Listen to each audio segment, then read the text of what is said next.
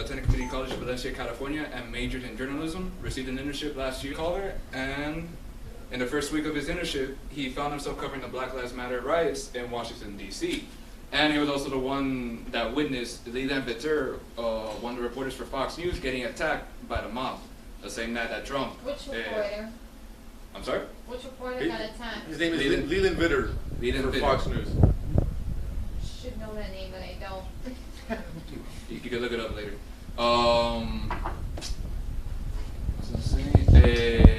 That was the same night that Trump also hit himself in the bunker. From there on, What?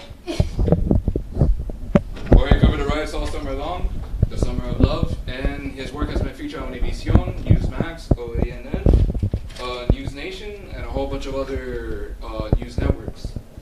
From there on, his official work was with the Daily Caller in October of 2020 and focused on frontline coverage of whatever was going on in the country. That was the biggest stories.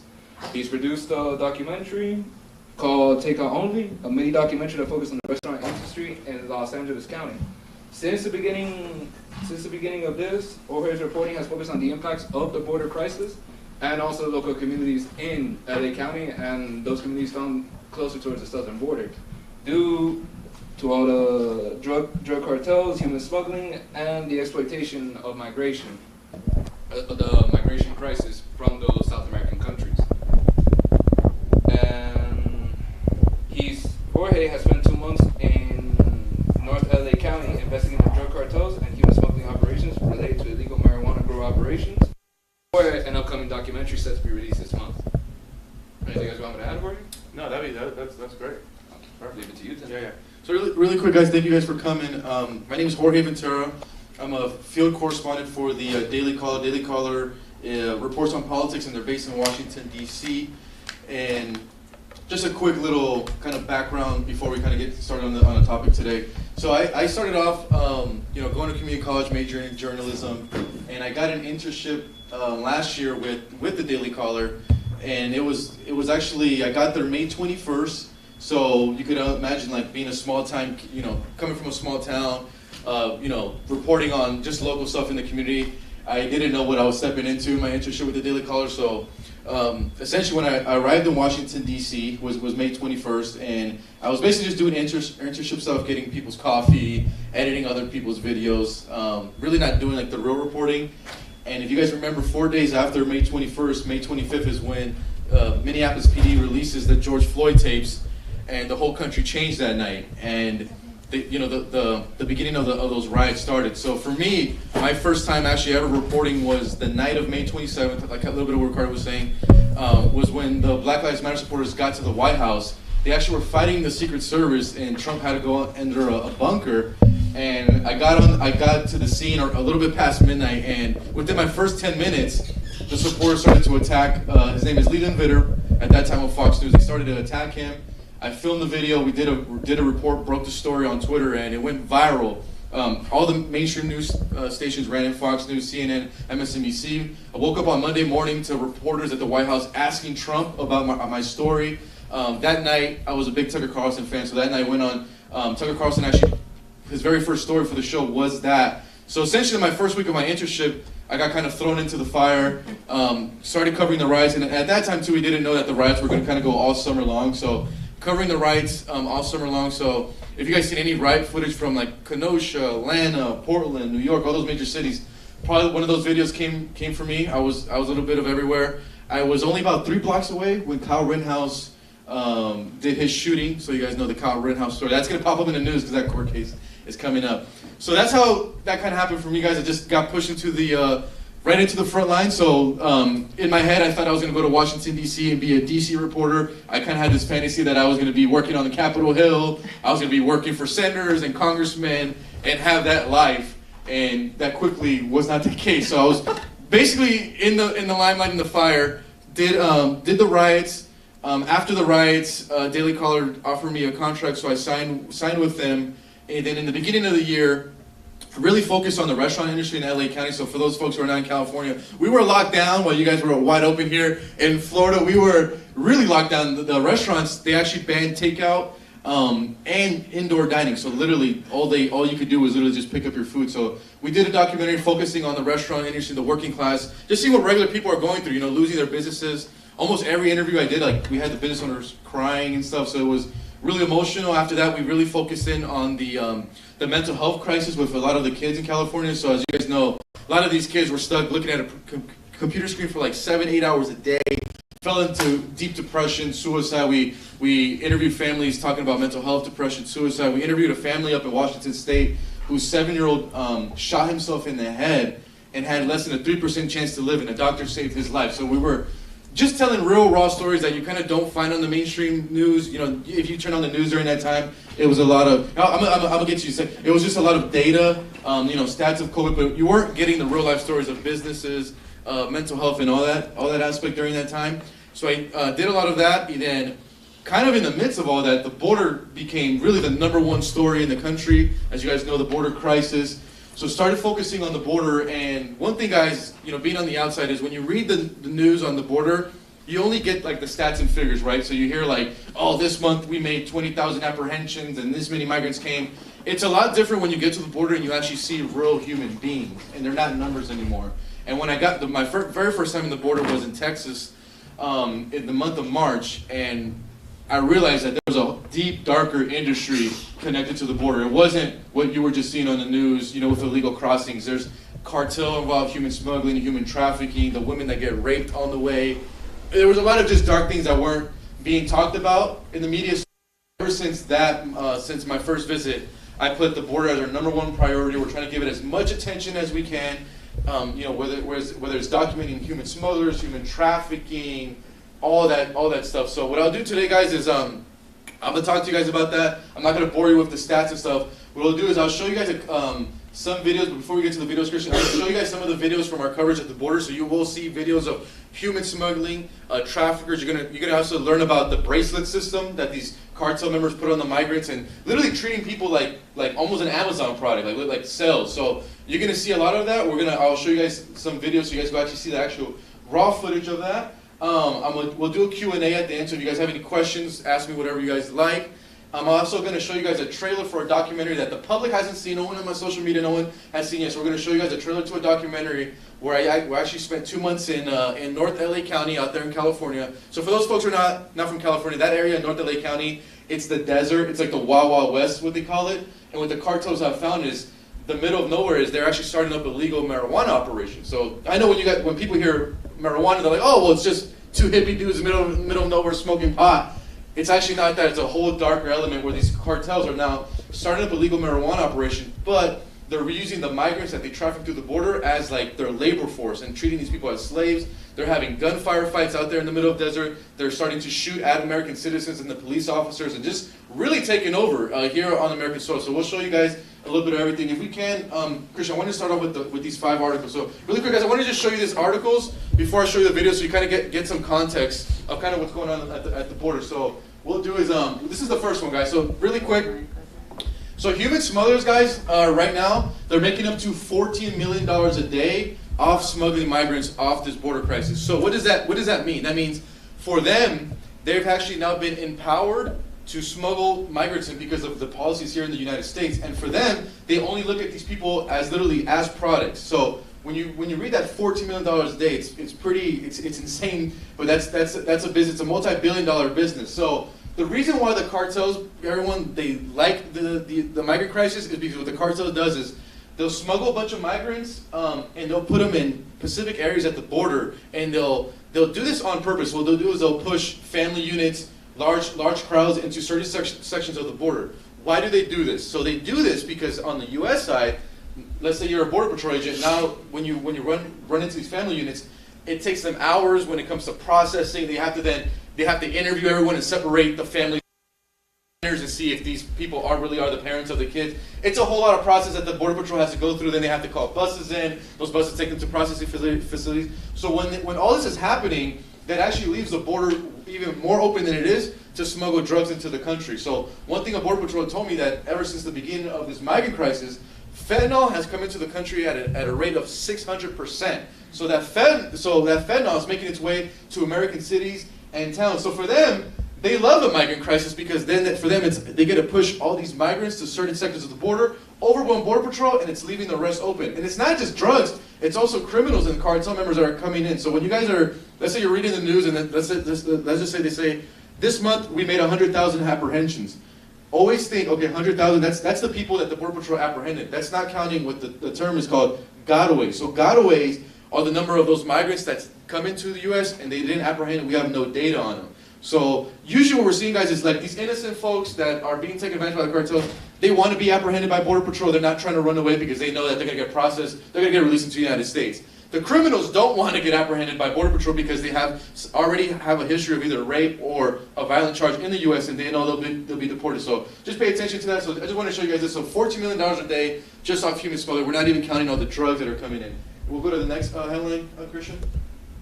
So one of the scary factors, guys, is the unaccompanied children that come on this trip alone. These kids are human trafficked, human smuggled, sexually molested, assaulted on the way to the border. One thing that you'll find, guys, when we're at the border is you'll meet a lot of these children with these males who are not the father, but that male will say that male could stay in the country. The scary thing, guys, is when it comes to the unaccompanied minors and we release them into the U.S. through a vetted, they call it vetted sponsor, but they're not doing a good job at vetting, but through a vetted sponsor or family member, the U.S. government is losing track of those kids. So this actually came out from Axios in September. So 1 out of every 3 released migrant kids, the U.S. loses track of. So that's an alarming rate of the human smuggling, human trafficking that the unaccompanied minors are going through. So that's actually like a really scary number. And you guys will see one of these videos. I'm going to interview 3 unaccompanied minors. There are 2 brothers and 1 sister. And just think about that in that interview, one out of them 3 are going to be lost in the system. We're gonna not have any data on them. We're not going to know who they've been released to. So that's just a scary kind of figure, guys, to look at. We'll go to the next one, Christian. The situation is so bad that the Department of Justice is investigating the federal government because now they're saying, well, they don't even know, if you guys go to the headline, is essentially saying we're investigating the government to see if we're not traffickers. So this is basically people who are going to use these unaccompanied minors as slaves, essentially, on the American soil. And a big connection to this is going to be connected to our documentary in California where these migrants are being used as slaves to run these drug operations for these cartels. This is where they'll go. So a lot of these migrants, these teens, they're getting used as slaves inside the United States. The situation is so bad that the DOJ has to investigate the federal government. So this is happening in real time. We'll go to the next one, Christian. One thing that probably doesn't make the national headlines, guys, doesn't make the news, is all the unaccompanied minors that are left in the middle of nowhere where these smugglers literally drop them off and just leave them. Don't even care for them. One thing that's kind of common in that Arizona section is they'll literally drop unaccompanied children 25 feet over the border wall, so they'll literally fall, get injured, and they'll leave them there. They don't call 911. It's the Border Patrol's duty to have to find these people, and if it wasn't for them, these are lives lost. So here, Border Patrol finds a 4-year-old and a 6-year-old, 2 sisters in Yuma, Arizona. So that's something that's kind of common. We'll go to the next one, Christian. Same thing here. They'll find abandoned toddlers all the time on the southern border. So this is stuff that usually doesn't make the national news headlines. So this is stuff that's going on the border day and night, every single day. So after that, I think, do we have one more? Because that's all our articles, right? We'll go to the video section. So what we'll do, guys, is now I want to give you guys a little bit of context of what's going on at the border so you kind of understand. We'll go to we'll show you guys some videos. So this first video, guys, is So let's say you have to read an this first video, guys, is from, if you want to just pause really quick, Christian, we're crossing this. Start from the beginning. So this first video, guys, is I was down in Del Rio, Texas in the month of May. So what you're going to see here in real time, and I want you to pay attention to a couple things. So here we're in Del Rio. Behind me are hundreds of Venezuelans crossing illegally into the U.S., and on the other side, you probably won't see it too in the video. On the other side is a smuggler who's guiding those Venezuelan migrants. Pay attention, guys, to this because it's going to show you just kind of the reality on the ground. Also, pay attention to the Venezuelan migrants, their emotions, right? As soon as they touch the American soil, they're kissing the ground, they're praying, they're crying. Like that's real stuff. You can also see, guys, there's going to be a Texas State Trooper on the side who's going to be helping a migrant woman with her baby. And that was kind of a special moment to capture on camera. A lot of people really took something away from that. So just kind of keep an eye out for those things. But here, let's play, Christian. We're recording in Del Rio, Texas, and right behind me the scene is over 100 migrants right now have crossed through the river. As you can see, there's babies in this group, and we were talking to some of the migrants. They say that they are coming from Venezuela. We're going to take you a little bit closer here. As you get to see, the migrants just crossed moments ago, and they're turning themselves into the Texas state troopers right here. We have children. Señora, ¿son de Venezuela? Sí. ¿Y cuántos años tiene tu hija? 4 years old. Señora, ¿también es de Venezuela? Hey.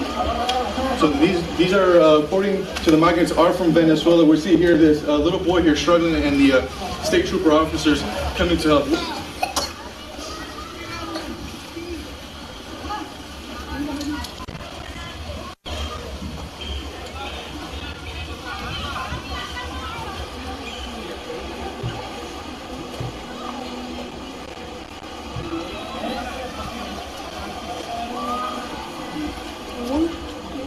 She's okay.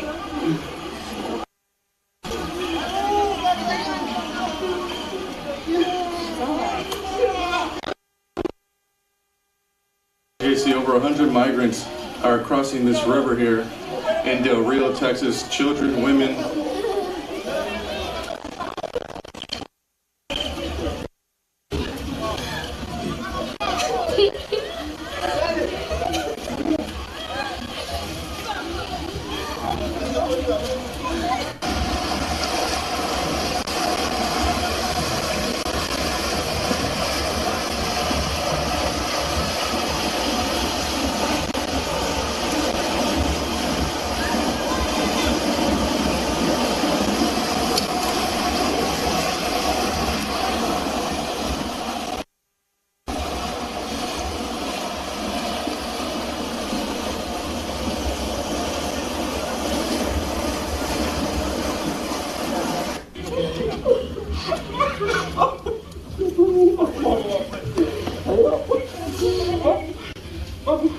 Señor, ¿es de Venezuela también?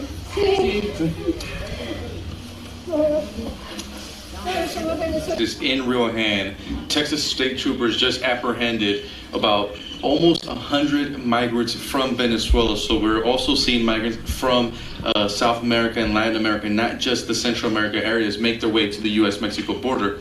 Now, the reason why it's a crisis is we're seeing it here in real hand, is where Border Patrol has to use up their resources to apprehend these family units and spend time here. They just actually put 12 migrants in here, but they have to keep calling up more buses to take away these migrants to the processing facility. And we're seeing the crisis in real hand, where the resources are tied up, where Border Patrol is now spending hours on this units instead of actually protecting the border from drugs coming into the country. To some Border Patrol agents yesterday at a press conference that we attended in El Paso, they've seen an increase in the fentanyl up to 600% in the start of the new year. Cool. So that was, guys, that was in the month of May. You guys get to see really just kind of, you know, the reality. You know, you saw raw emotions from the migrants. You saw kind of how the Border Patrol has to work the area. The situation is so bad in Texas that they actually have to put their Texas State Troopers on the border as well. So that's why you saw the Texas State Troopers in that moment. And in that moment, guys, with the baby and the female Texas State Trooper, it was a moment that I had a lot of people kind of message me and were like, wow, you know, that actually kind of touched me. So that right there, guys, was back in May. So even in that time, you know, I'm kind of thinking, well, the situation couldn't get any more worse than that, and it just kept piling on. We're going to show you guys another one. So really quick, I'm going to just give you guys some context before we play. So did you guys all watch the news, how we just recently last month had the 15,000 Haitians under that Del Rio bridge? Yeah. So the Border Patrol wouldn't give me any media access under the bridge, and they closed down the port entry. So we were in Del Rio. We had to drive 50 miles east. We had to go in through an area called Eagle Pass and into an area called Piedras Negras, Mexico, and drive on a major highway for an hour to get to Ciudad Acuña. So Ciudad Acuña is a town, the Mexican town that's right across the Rio. So the reason why we wanted to get to Ciudad Acuña is to see how the Haitians were living in Mexico in this kind of makeshift camp. I learned after, I mean, I knew this going in. I knew that Mexico right now is ranked the #1 dangerous country for a journalist. And I just found out through other reporters that Piedras Negras, that highway we went on, was like heavily cartel controlled. So it wasn't a smart move, but either way, guys, we made it. So basically, guys, we'll probably just show like 2 minutes of this one, Christian, but just want to show you guys. So this is in Ciudad Acuña in Mexico. What I'm going to show you guys is actually watching the Haitian migrants deliver supplies on the U.S. side and just walk back and forth. And we never seen anything like this before, and it was just kind of like the reality of just how bad the border is. So ready, Christian? Now Mexico. Here we have the Haitians behind me, Haitian migrants. So this is in Mexico. They actually load up their supplies, and you guys can see they've used this rope, and with the rope, they'll hold on to the rope, and you can see the man in the red shirt, he has a bag of supplies. He's actually, that's the U.S. side. That's Del Rio. You guys can see the Border Patrol is up there with a couple of Texas State Troopers. But this is happening in real time. The Haitians on the U.S. side, one thing that's pretty common is that some of the Haitians actually return to the Mexican side because due to the bad conditions and only eating one time a day. So we're seeing that in real time and them using this rope here to transport supplies over to that side. That's the U.S. side. That's Del Rio, Texas. And we've never seen really anything like this. But this is they're going back and forth.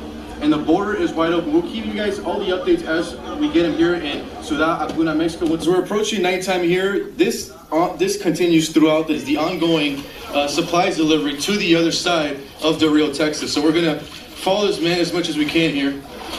But this is what the Haitians do. So they'll use this rope here. They'll use this rope here to hang on. And what they'll do is they'll put the supplies on top of their head and they'll walk over holding on to this rope. And this goes on throughout the day and night. So they go back and forth delivering the products to each other. And it's never seen before covering the border, something like this where between Mexico and Del Rio, Texas, bringing supplies to the other side. The Haitians that actually were living in Texas and came back to this side tell us that they only eat one time a day. So this is basically their main supply.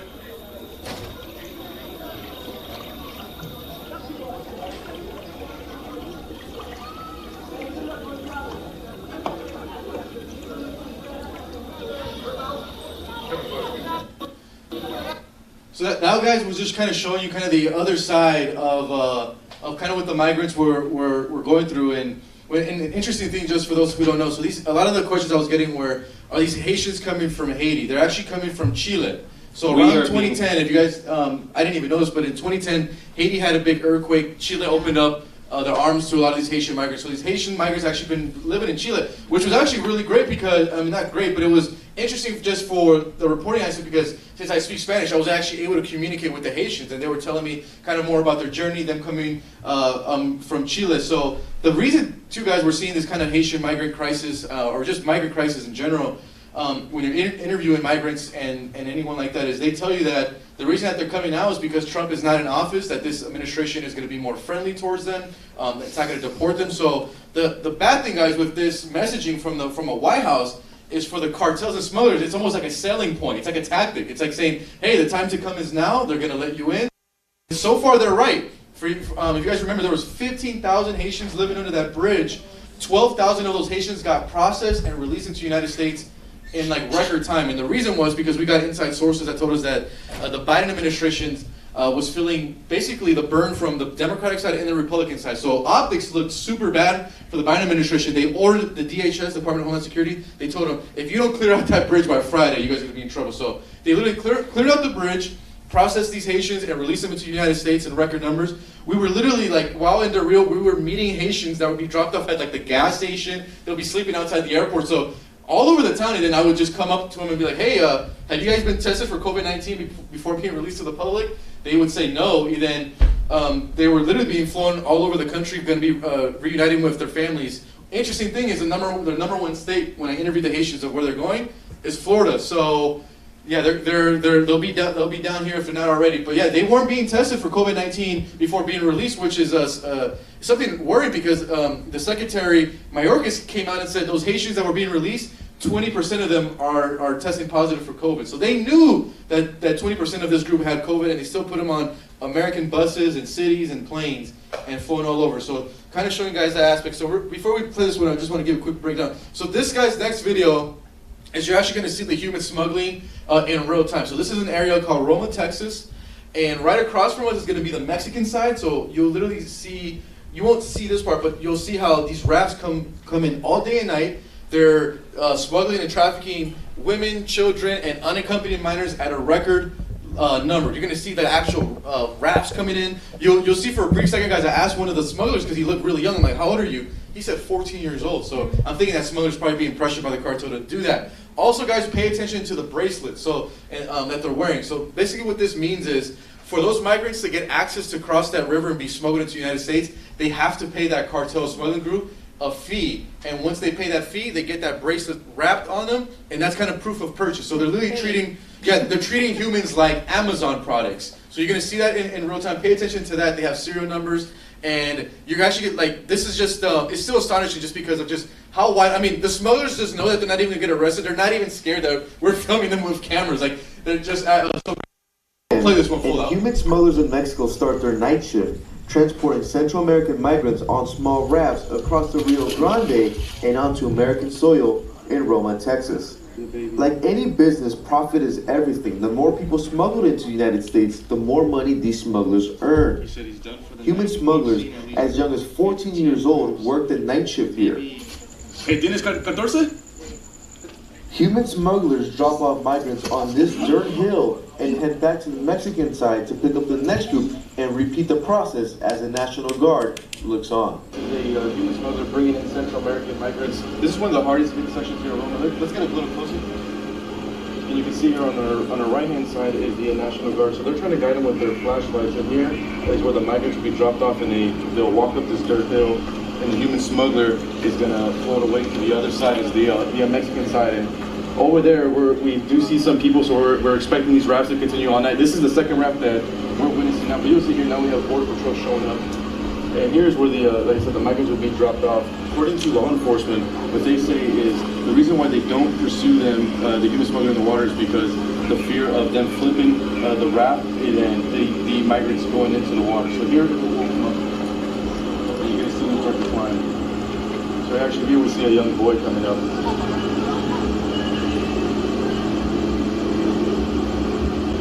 After the migrants are dropped off by the human smuggler by the rafts, the National Guard will guide them up the dirt hill, and here they'll basically gather all the migrants from the rafts. They'll load them up on this Border Patrol truck, and they'll take them to a processing center, and most likely will be released inside the United States.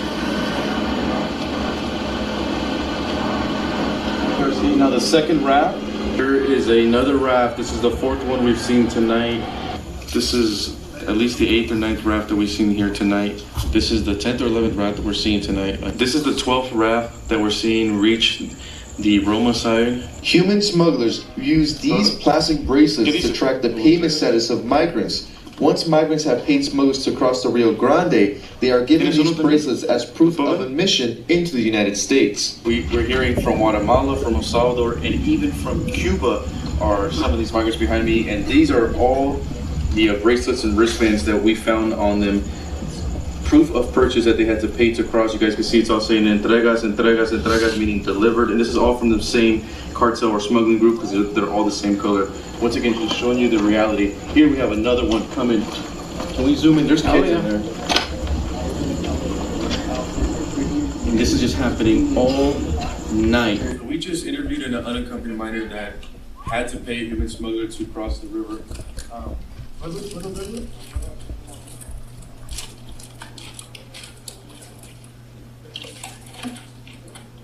So aquí pagaste para cruzar el río. ¿Cuánto pagaste? 50.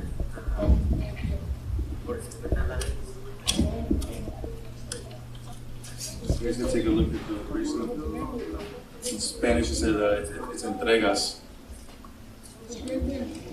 Y es de Honduras, Guatemala, Honduras. ¿Y venido solo? ¿Cuántos años tienes? 15. ¿Cuánto pagaste para esto? 100 pesos. ¿Y esto es para cruzar? ¿Y como pagaron como un coyote? Excuse me. Yes, You ma'am. guys are welcome to the court, but you're not allowed to interview anybody. Okay. I need you to step Border back. Patrol got mad at us. What was that about? Yeah, so Border Patrol, it's like a 50-50, guys. Sometimes you're out there and they're really nice and they don't mind if we're close, and then sometimes they'll cut us off. So one thing in media is you always got to break the rules. So so right there we're getting those interviews because it's important for the American audience just to see kind of the dark industry when it comes to immigration and migration, and how these people are just the vulnerable people that get taken advantage of in this dark system. The scary thing is all the unaccompanied minors that don't make it into the U.S. who have been kidnapped, and they're kept in Mexico. We'll probably show like about 2 minutes, 2.5, really quick, but really quick. So guys, this is the we did just a video where we interviewed unaccompanied minors, just so we can kind of hear their story, and it's scary because they all come alone, and it's a common theme that their parents have paid human smugglers, and they actually stayed in their home country. So these minors are literally traveling by themselves. You're gonna see here, guys. This is that brother sister that I was talking to you about. This, like I said, think about this. How Axios put out the report. 1 out of 3 unaccompanied minors, they're gonna get lost in the system, and the government's not gonna be able to track. So that's something that is scary. It's the reality, and it's. I mean, they don't know that, but 1 out of them 3 is going to get released to a vetted sponsor. Then after that, the government's going to try to reach that vetted sponsor, and it's going to be unsuccessful. And all of a sudden, we possibly have another unaccompanied minor that's getting lost into labor trafficking or sex trafficking in the United States. So we'll probably play like 2.5 minutes on this one, Christian. 12. ¿Tú? ¿Y tus padres? Ah, ya está. ¿A dónde? The story of unaccompanied minors at the southern border is a dark one. Parents of these minors often pay human smugglers, also known as coyotes in Spanish, a coyote. These coyotes then smuggle unaccompanied minors across the U.S.-Mexico border and into the United States illegally. Since July, at least 19,000 unaccompanied minors have been apprehended at the southern border. In the month of August, more than 1,400 unaccompanied children a day on average were in Border Patrol custody. In September, Axios reported that the government couldn't reach 1 out of 3 migrant children released into the United States. Border Patrol agents tell the Daily Caller a common tactic for single adult migrant males is to claim unaccompanied minors as their kids in order to have a higher chance of staying in the United States. Sí. ¿Cuántos años tú tienes? 12. ¿Y tú? 7. ¿Y tus padres? Ah, ya está. ¿A dónde? ¿A dónde? Guatemala. ¿Y vinieron solos? Sí, una tienda. ¿Gracias? ¿Vienes solo? Sí. ¿Y tus padres? Está en San Antonio, Texas. ¿Ya están en San Antonio, Texas? Sí. ¿Cómo te sientes ahorita?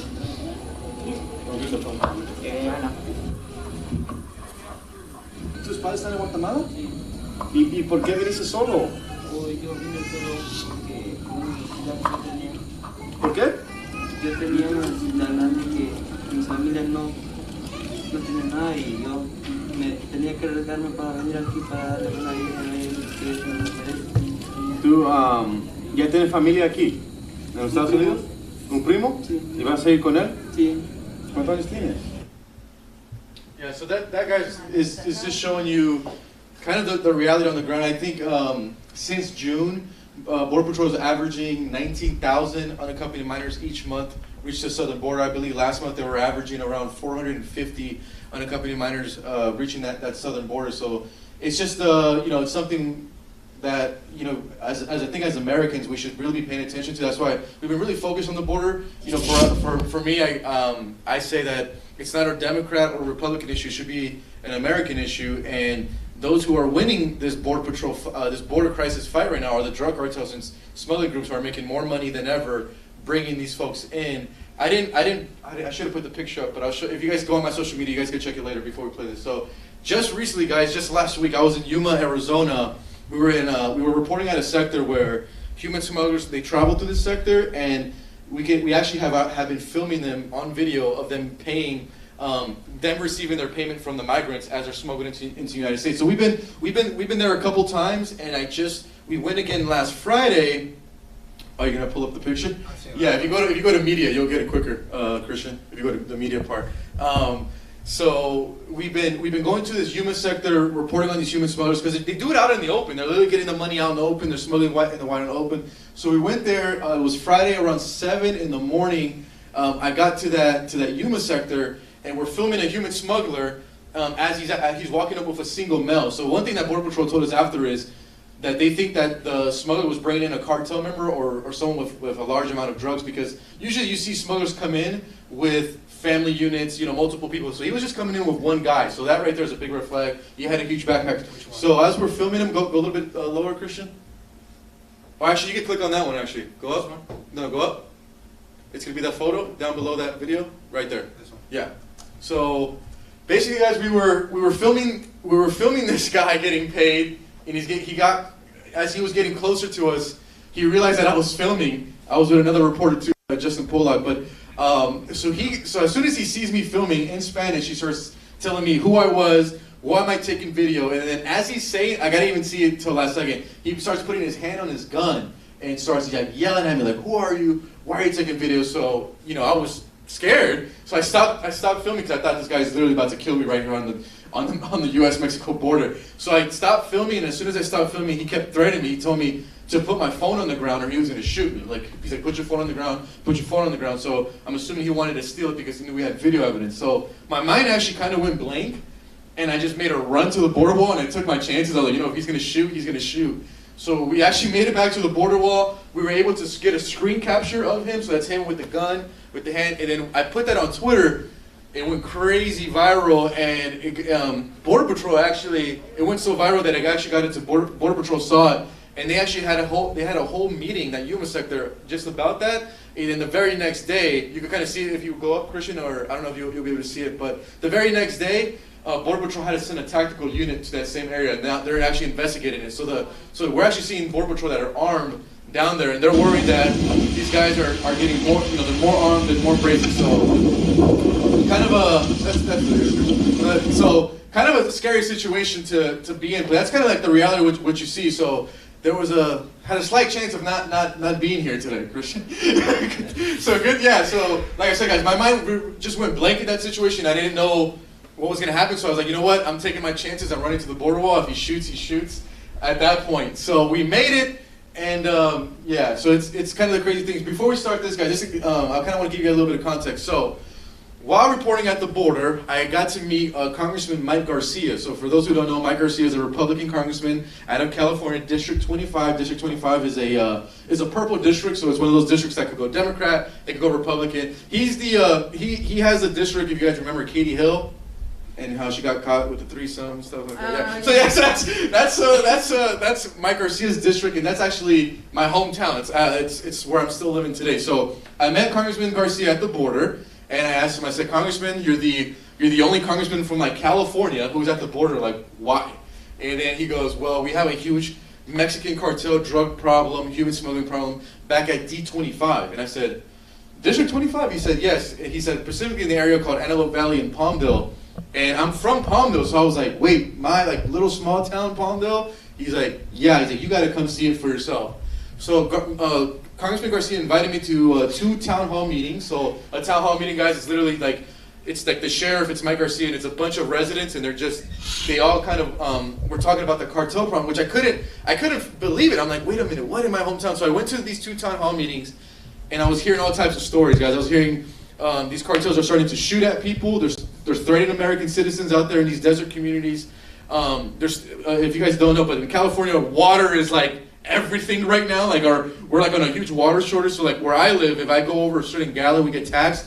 So these cartels are actually going into these deserts, and they're stealing the water from the communities either through illegal wells, illegal drilling, tapping into the aqueduct. They're then starting up illegal marijuana operations. So like I said, guys, when you guys hear marijuana, you're like, oh, it's not a big deal. It's just weed. It's not like fentanyl. It's just 2 hippie dudes. The problem is that they're starting up these illegal marijuana operations, and the people who are working them are actually migrants trafficked through the border and are now being used as literally slave labor in the United States. They're also arming these migrants because the cartels are literally having shootouts in the desert.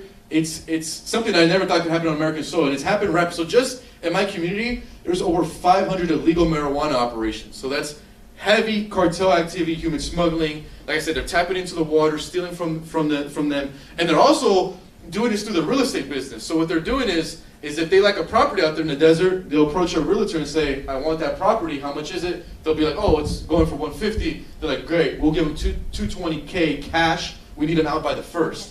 So they're literally pushing Americans out, taking over. And then for the Americans who are still staying in these communities, they're having to deal with literally cartel as their neighbors. And it gets to a point where they don't want to be there anymore. So they'll finally be like, they'll give up and say, okay, we'll finally sell our house to you guys. So essentially what we did, guys, is we spent a full 2 months in the desert. We did a deep dive investigation into these drug cartels, human smuggling. We talked to a bunch of these property owners. We interviewed real estate agents in this industry. And we did a full investigation documentary. So that documentary, guys, is set to release. I'm hoping by the end of this month. We're just working on a few more things. Hoping by the end of this month or beginning of November. So stay tuned for that. I'll give you guys my social media so you guys can follow me and pay attention to the day. It's going to be really good. And the thing is what we did is we looked at the past news coverage of this, and you know, it was just kind of local news, not really doing too much about it. Like a lot of the news reports, there'll be like a reporter in the helicopter, and all they do is they point at these grow ops from a helicopter. So we said, you know, kind of like F that. Let's get closer. Let's show people what's up. So what we did is we actually got a spy drone, and we would start to fly the drone over these drug operations in the middle of the desert. So it was really risky because out there in the middle of the desert, guys, it's literally the middle of nowhere. It's almost like if we were in Mexico, where these guys shoot, they kill at will, and we put our lives at risk because no police can help us out there. So we literally were flying drones over their drug operations, documenting all the daytime activity. Then we also will go out at night. We fly a drone over and document all the nighttime activity. So we'll show you guys. This will be really great, and then we'll do a Q&A. So this, guys, is the trailer for our documentary. No one has seen it yet, so we haven't posted on Daily Caller yet. We haven't posted on YouTube. Haven't posted on my Instagram. So no one has seen it yet. So you guys will get actually a first look at this documentary. Like I said, set to release by the end of the month, beginning November. So let's check it out, Christian. These marijuana grows are either connected to Mexican cartels or high-level criminal organizations that also use human trafficking, as they use workers to work these grows. On this grow, there was 5 Chinese nationals that were working this grow that are undocumented, don't speak any English, and are most likely were human trafficked here into the United States to work on these illegal grow-ops. Their whole purpose to come here was just to tend for the grow, and then it helps cover their costs for whoever brought them over. The Mexican cartel-related operations that have exploded in the Antelope Valley. It doesn't stop. We're 300 miles away from the border, and we have one of the largest illegal drug operations happening in the backyard in the high deserts of Los Angeles. It's accelerating to the degree that we're just... This looks like a video game. This isn't a video game. This is real. Those are assault weapons. I mean, they are way ahead of us. We can't seem to get one step ahead of them.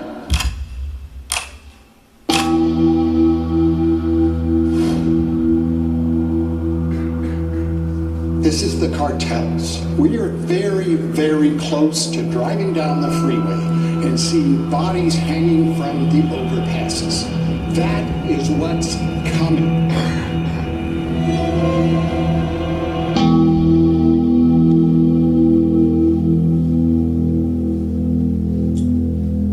Yeah, guys, we're really excited about this project because no one, you know, it's probably one of the more underreported stories. Have you guys ever heard of this stuff going on in California deserts? Yeah, so it's insane how these guys really took over. And some of these drug operations, they look like Amazon. I'm talking about 10 miles.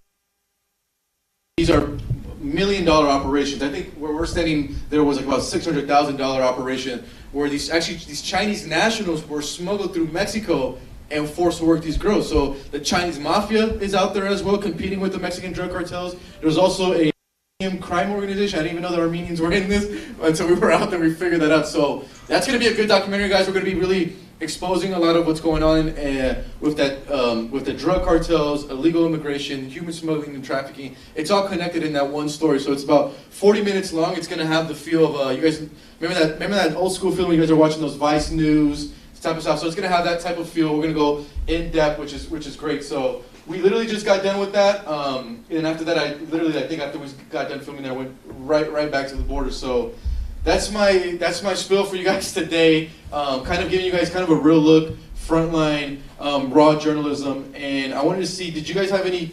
We could do a Q&A. I don't know if you guys had any questions or anything you guys wanted to ask about. If not, I am going to give you guys some of these for whoever wants them. But I did bring guys some of these human trafficking bracelets. So you can actually see them. So I've been kind of going everywhere and actually giving them away, and it's kind of giving people kind of like a raw, real feel. You can keep them, like I said, like that. If you ever have conversations with people off the street, you could literally show them and talk. So if you guys want some, I'll definitely give you guys some to take away.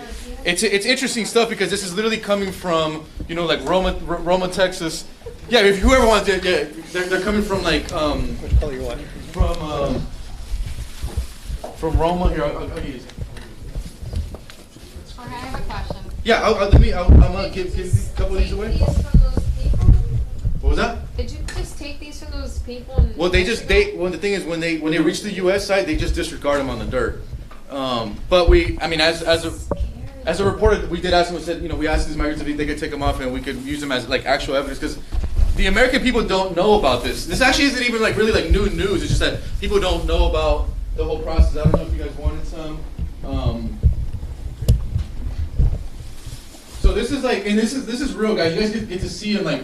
This is real stuff, and it's saying entregas, meaning delivered. You'll see, if you pay attention, guys, the serial numbers on them as well. So like that, if you guys are ever having a conversation with a buddy, a friend, or a family member, you could literally show them and be like, hey, this is what's going on the border. Like, this is real.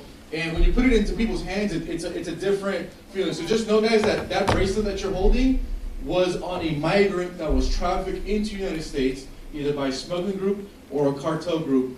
And that literally is treating humans like products. So now you guys kind of get a feel and see that, hey, this is real life. So we'll do Q&A. You say you had a question? I have a question. So we know from what the media is reporting that the government really isn't doing a lot. But now that you've been on the border for several months, do you see like any sort of organization from our government on doing things to stop this?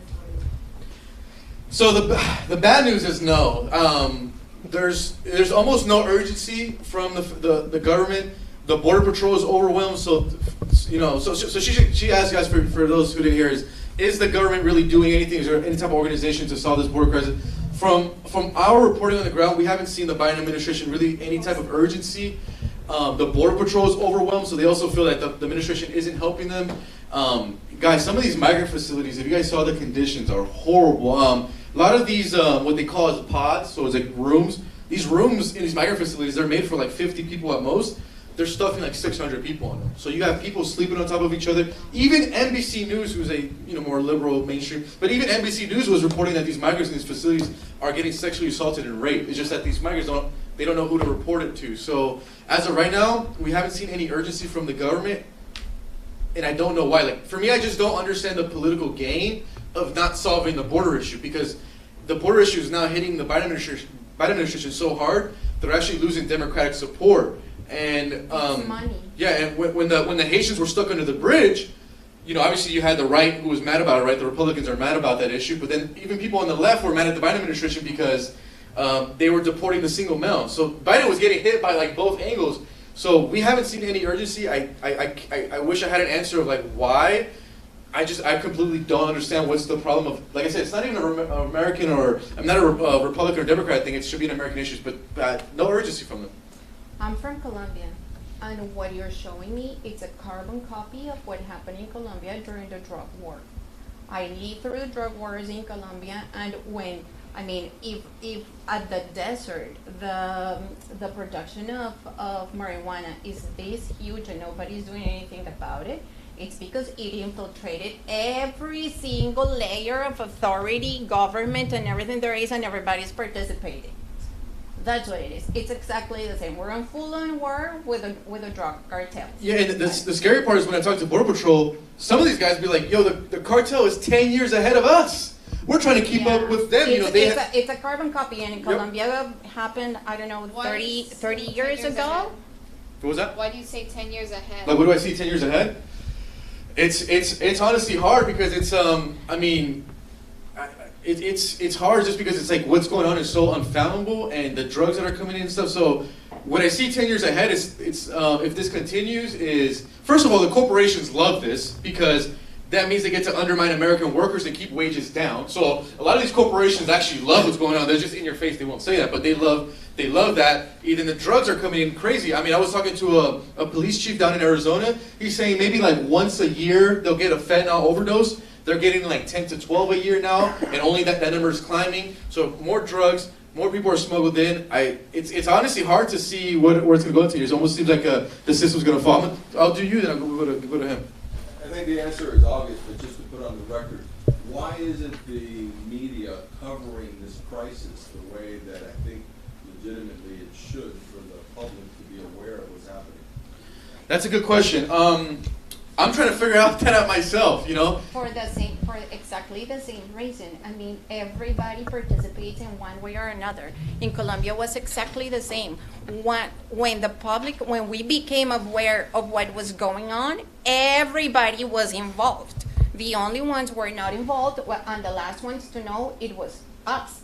It was when every single part of society was infiltrated, but involved in the only thing that I could kind of take away is, and this kind of happened in the riots too, is a lot of the media companies, you know, they're not paying, you know, some of these reporters are not getting paid great. So for them, it's like, you know, if you're a reporter who's not making a great salary, for them it's like, well, why do I want to put myself at risk for this company who doesn't treat me right? And then even for the mainstream guys, you know, they're like, hey, I'm paying this guy 6 figures. Why would I send my 6-figure guy down there? So I don't know if that's a whole, or maybe, you know, there's just a huge detachment. And I think that's why our coverage has picked up so well, because we're giving people like the frontline, raw reality on the ground. And I think, you know, I wish I could answer for those guys. I have no idea. Who does do a good job on the mainstream guys is Bill Malugin on Fox News does a great job. He was the guy that was down with the Haitian bridge, and they banned his drone, so he like went up in a helicopter and stuff. But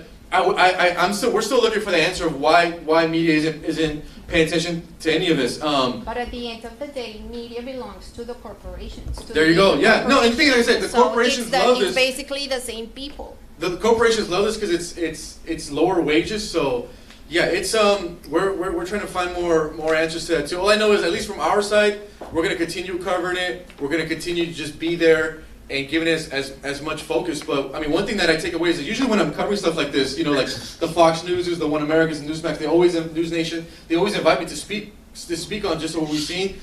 I never get contacted by like MSNBC or CNN to talk about the border. So that's, you know, take away from that if you will. You say you got one?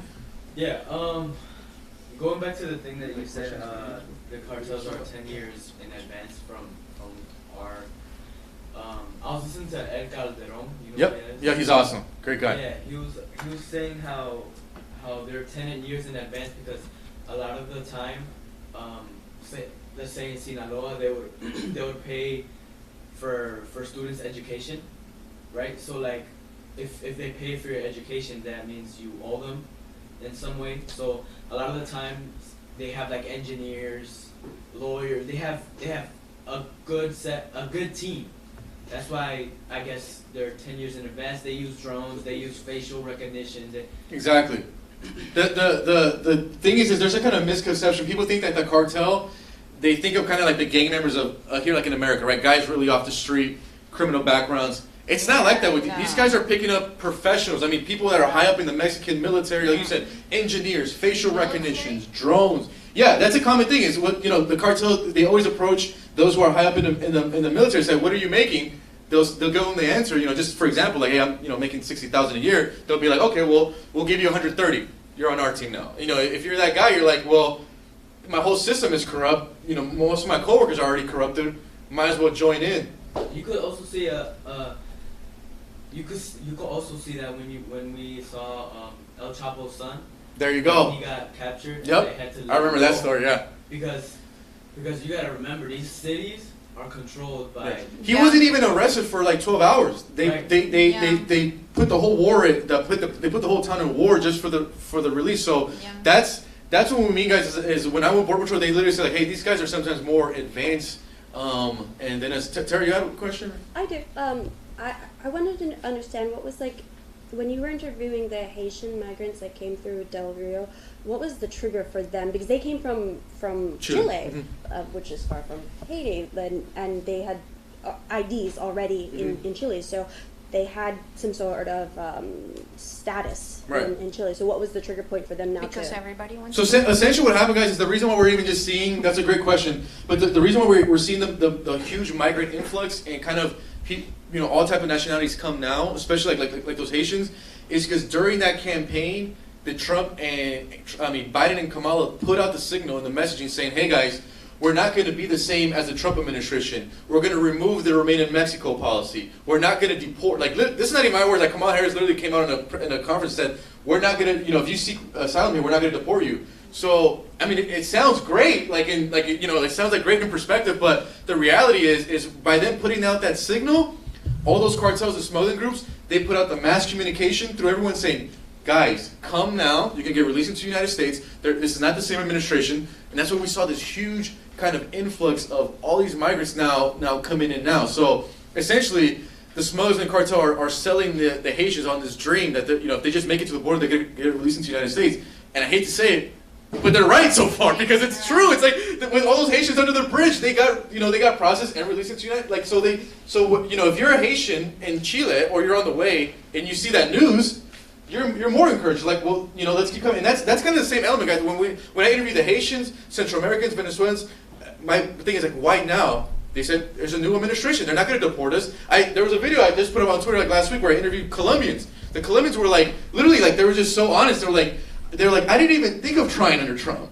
And they're like, but I now under this administration, I just know that I have to make it. I'm gonna get released into the United States. And so far, they've been right. And you guys need to understand that in our countries, in Latin America, the word on the street is that if you come to the United States, you're not going to have to pay for your education. You're not going to have to pay for your health. The government is going to take care of you, is going to take care of your children, and you're going to have whatever you used to work, you're going to be able to send back to your countries. Exactly. I was reading an article yesterday that it was like $40 billion was sent to Mexico from the United States. I think it was last year or the year before, or something like that, from people that come here to paper, but not in practice. Yeah, and in that area, guys, where I was just showing you where I met that armed human smuggler, in that area in Yuma, which was kind of shocking to me because I didn't see it as much in Texas, we're running into migrants. I think I was telling Christian, we're running into migrants from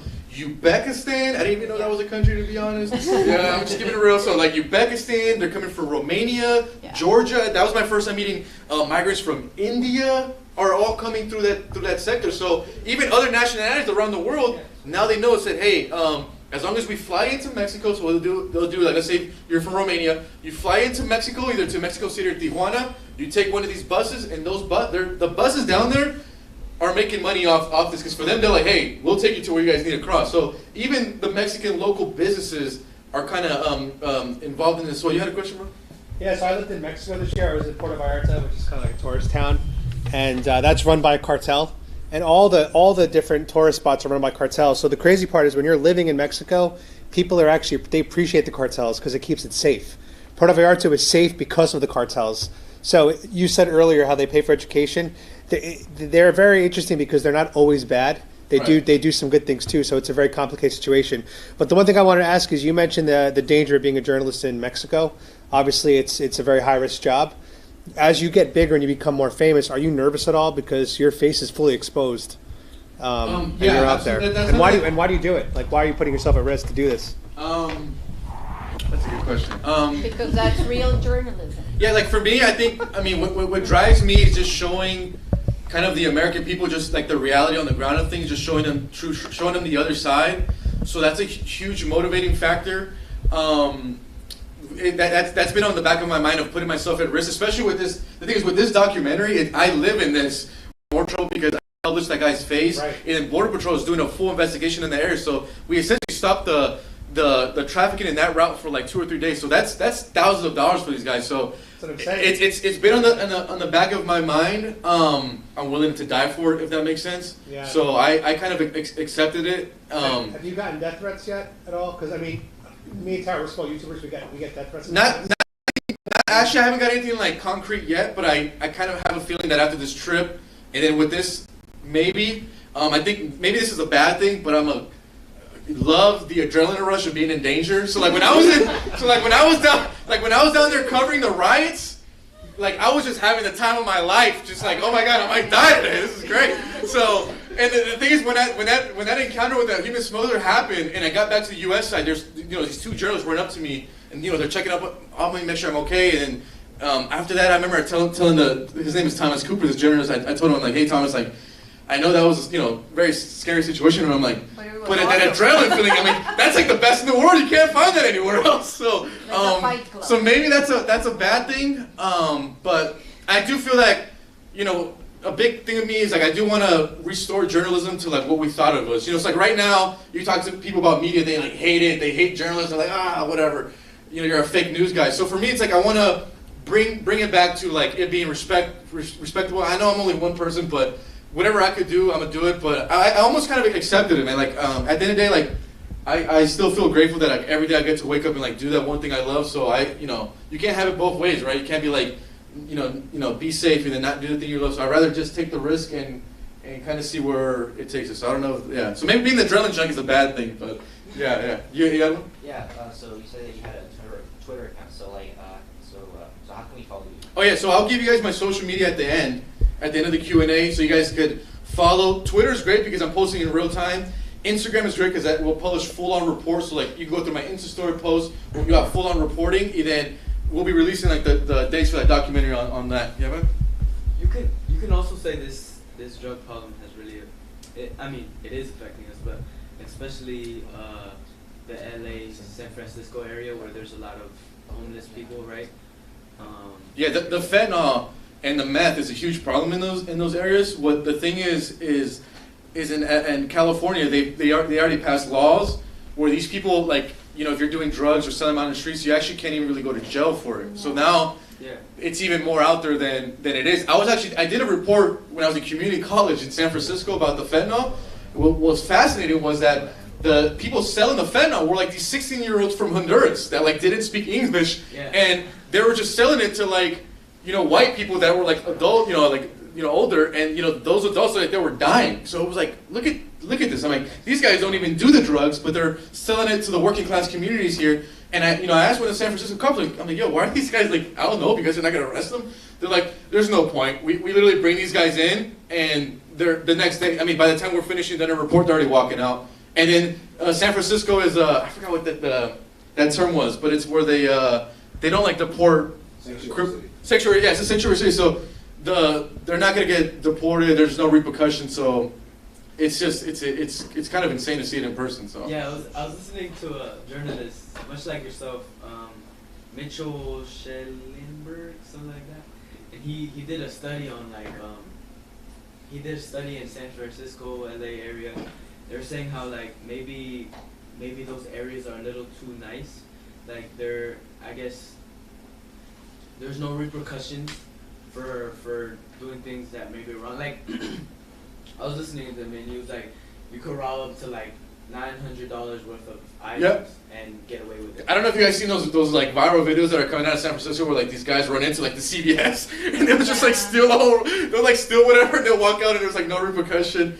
That's the big thing with California is the way the laws and policies are set up. That's why these drug cartels are empowered, because when Prop 64 passed, which legalized cannabis, it actually downgraded illegal cultivation from a felony down to a misdemeanor. So for these cartels, whether they get caught with 500,000 plants or just 5, it's just a misdemeanor. So it's like they're just not too nice. I mean, they're getting a benefit from the whole thing, the government. Okay, we'll go. It's impossible. We'll go. Christian, you got one? Yeah, I got one for you.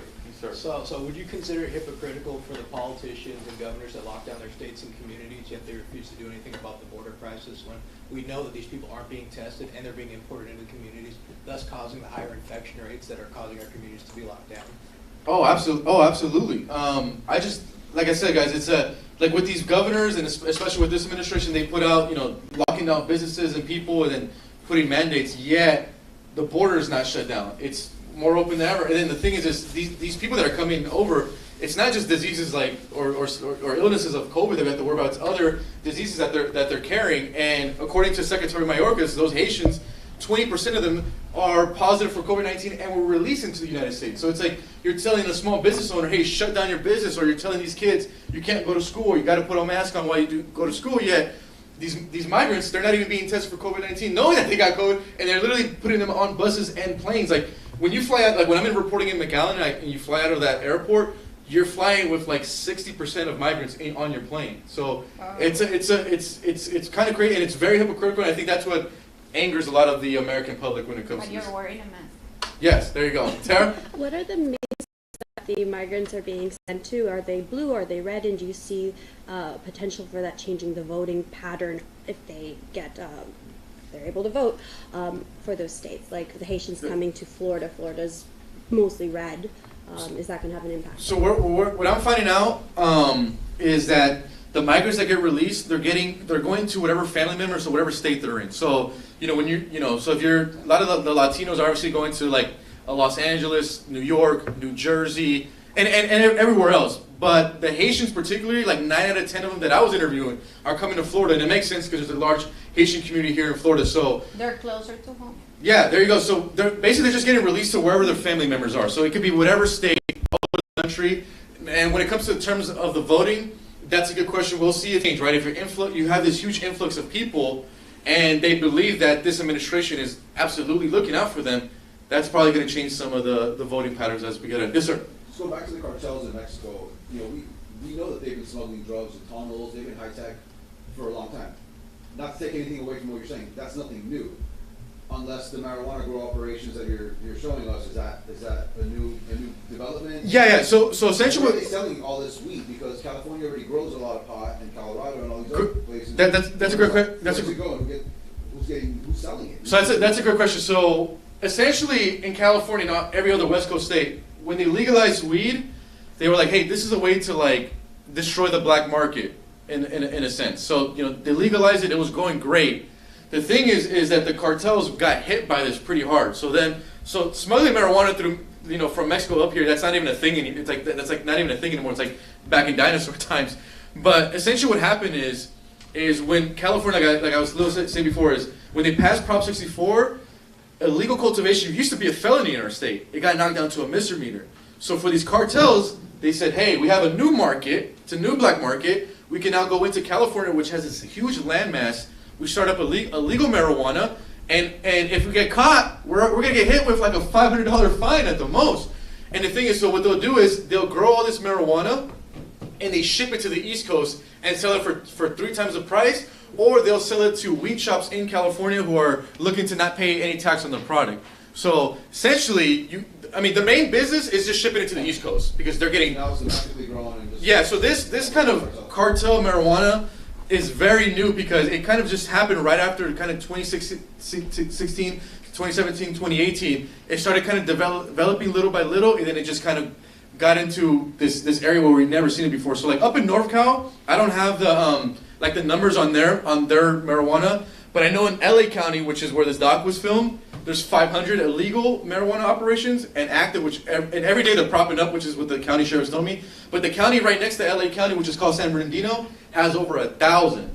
So this is kind of a new phenomenon, and now the police departments are trying to figure out like how do we combat this, because you can't just send your regular guys out there. These guys are high powered, so they're having a tough battle, especially LA County with the whole defund the police movement. They lost a lot of units, and they're having a hard time. But it's kind of this new phenomenon that happened right after Prop 64 in 2016 passed, and then it seems like in this area where we filmed the doc is one of those areas where it's almost like the cartel just discovered, and we're like, whoa, we have land, all this desert, no cops, and you have all the aqueducts right there. So it's a big money making thing for the cartel, the smuggling and the marijuana.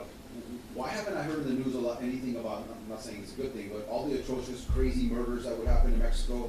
I feel like you don't hear about them as much in the last 2 years, maybe. I'm saying anecdotally, I don't sit there reading the news, but you hear like, okay, 50 people found dead in a grave or something, and you don't hear that happening so much. Is like a peace going on between the cartels now because they're all making money? Or? No, that's still happening. The huge issue is, and I just talked to a Mexican journalist, his name is the modus greco on this, is that the journalists out there, it's very corrupt in Mexico. So like these journalists that actually risk their lives to report on the cartel, their life is obviously getting threatened all the time. So these guys kind of live in fear.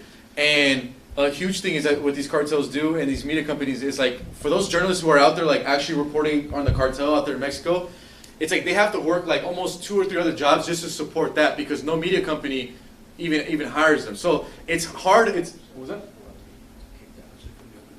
Okay, yeah. So it's essentially is the cartel is draining that coverage because they'll either threaten, they'll actually kill the journalist, or that journalist himself just can't, he can't work for a media company that wants that type of coverage. So it's kind of hard to get those stories out. I recommend if you could follow Demores Greco in Mexico. He's a fantastic reporter who talks about all this, and he talks about what the Mexican journalists are going to. And Leon Greo, it sounds like an L, but it's an I. And then I think we're going to do a group photo because we're about to get kicked out, right? Yes, yes. So, yeah, before y'all leave, you're free to ask Jorge any questions as we, Okay, that's the Twitter. If you guys want to follow the Twitter really quick. You can follow him right here at Ventura Report. And then Instagram is great too. So Instagram, guys, would be Jorge Ventura TV. So it's literally first and last name together on Instagram, and then just TV. So here, if you guys want to see it, it's Jorge Ventura TV on Insta. So it should be really easy to find. Do you have a parlor? Not yet. No parlor. No. All right, so we're all going to be down here. We're all going to gather around Jorge, and then we're going to have Adriana snap a photo. And did everyone who wanted a bracelet get one? Just her? Cool. Awesome. All right, so guys, if you can just line up in the front there with Here? yeah. You can take off some of the foreign code.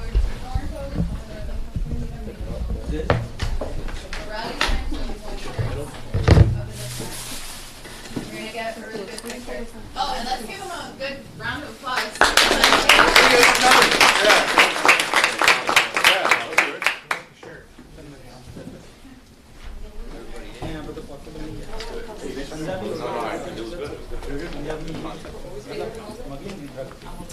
Do you guys want to hold up some of the big Go Suck signs, some of the signs that are behind you? I did a little live and post today. Okay, perfect. People were watching. Okay, all you guys over here, tuck in. I can deal there, right? Not a wide angle. One hand. Yeah. All right. Gotta turn on your side, get sideways a little bit so you can all fit in. Yeah. Or just to fit everybody. Do you want to come over here? Come on. Okay, We always good. need to have a dog. Yeah, we got the dog here. To look animal friendly. Let me know if you can get us all there. Okay, everybody's in now. D, take the half step forward. There you go. Okay, everybody look here. 1, 2, 3. All right, smile. Good. All right. Cool. And the other phone Hold too. on. Hold it. Thank you guys. Sharing is caring. All right, ready? Good. All right. Excellent. Thank you guys. Thank you guys for coming. Thank you. Thank you. Thank you. I would imagine if anybody wants a copy, D will drop it to you. If you guys want it, I can airdrop you guys. Turn on your airdrops and put accept from everybody. Oh, yeah. Thank you so much. Turn on your airdrop, guys. If you want the pictures, I have Crystal's iPhone, Taxi,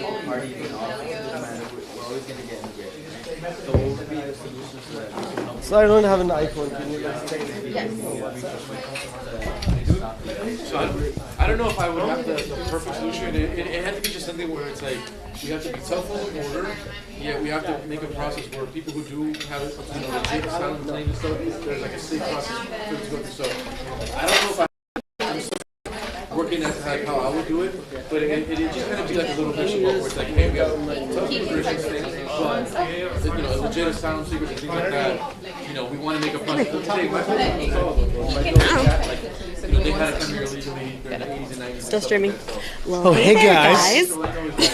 Hope you guys enjoyed that live stream. Pretty insightful stuff. Jorge Ventura is an awesome journalist, and I give him a lot of respect for putting himself in the line of fire. And he's definitely going to put himself on the radar of the cartels. That's the scary part. Well, when you have a purpose and adrenaline, I mean, I definitely can relate. Yeah, you can relate, but you're on Antifa's radar, not the cartels. Cartels are a step from Antifa. I know, that's very true. Am I right? And I'm only on the communist radar, like Renzo and Mike, my two favorite commies. Awesome. All right, guys, thanks for joining us for the stream. We'll be going live quite often. We're here in Miami until tomorrow, and then I'm heading over to Arizona. And you guys like my hat? That's my hat, but it's cute on her. It's mine now. That's All right. right, thanks, guys, for joining. We'll see you later, okay? Let's go, Brandon. Let's go, Brandon. Let's go, Brandon. But hey, that's hopefully Congress or someone just